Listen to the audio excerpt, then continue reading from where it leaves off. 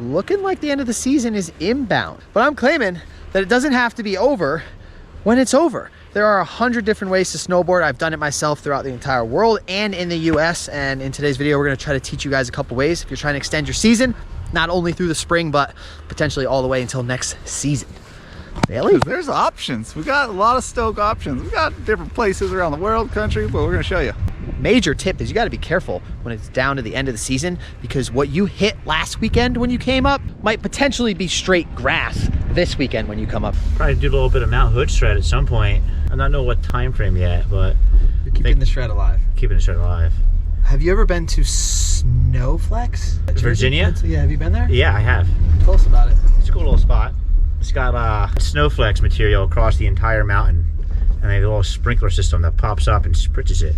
So you just... And it gets it all nice and like slick and wet. It feels a little weird at first. You definitely want to have like a solid day where you're just getting used to how to ride on this stuff. It's kind of almost like snowboarding on a toothbrush. Kinda, yeah. So a toothbrush, an icy toothbrush. That's an option to continue the shred. And any other great option is this place I just went to for the first time in Canada called Maximize. Eh? Have you heard of Maximize? Eh? No. Oh, dude, it's sick.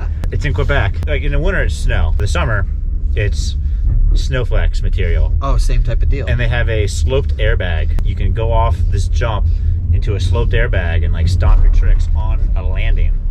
Landing airbag. Stomp on the airbag, get on the rope tail, get right up there, and then you're doing it on snow in like 30 seconds. What do you think, Dale? Is that too much for you, dude? That sounds kind of gnarly. The rope tow itself is pretty intense. It's like a straight up rope, no bars, nothing. You just gotta hold on to it. It sounds like my style. And it's like rugged. What is that called? Where? Maximize. Maximize. Yeah. Continue the shred. Option numero dos. Yeah. Odds you don't shred this summer. 0.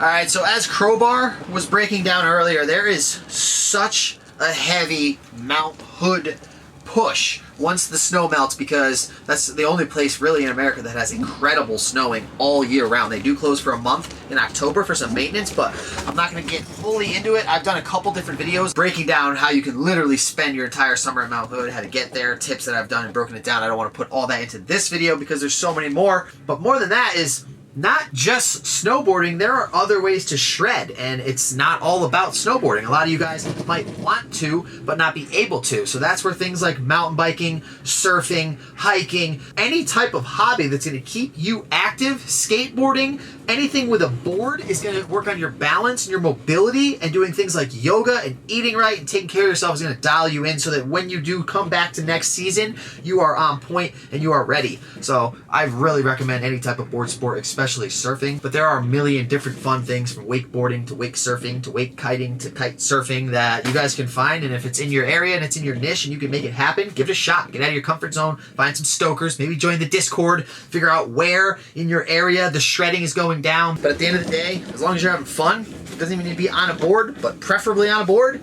then you're gonna be dialed in for the next season. You'll never be quite ready for snowboarding, because I'll put another video that I made up right here why none of us will literally ever be ready for snowboarding, but we do what we can while we can, so that we're not just a straight ball of jello when we show up in November. Another random tip is you should probably break out your springboard. Have a board that has either already been thrashed or that is on its way to being thrashed. And just have fun. It won't hold you back from getting loose and dirty. October, you can go to the glaciers and all the early openings in Austria and in Europe. But if you're limited to restrictions because of travel and you're in the US, you gotta head north, because up north is where, in northern Vermont, I've done videos like in Oregon and Washington, when into June and July, there is still snow at the peaks of the mountains. You just gotta be careful. And then also, I don't know about this year or anymore, but I know Squaw used to stay open until like July, almost August. Mammoth is open super late, but you can join the Discord and you guys can chat back and forth, drop some info on where you guys can shred or where you have been shredding. And you already know, big snow in New Jersey is literally indoor freezer. So find some way to shred. We'll see you out there for the dream.